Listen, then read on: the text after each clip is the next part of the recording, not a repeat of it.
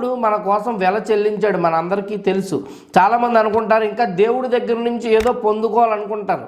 ఈ సుంకపు గుత్తదారులు ఎలాగైతే సొంత ప్రజలైన యూదుల నుండి ఆ యొక్క సుంకాన్ని వసూలు చేసే ప్రయత్నం చేస్తున్నారో, మనము కూడా దేవుడి నుంచి సుంకాన్ని వసూలు చేసే ప్రయత్నం చేస్తున్నాం. అనగా చెప్పాలంటే యేసు మన కోసం ఎప్పుడో వెల చెల్లించున్నాడు. ఆయన సిలువలో మరణం అయ్యి మన కోసం ప్రాణత్యాగం చేశాడు. మనం ఏం చేస్తాం?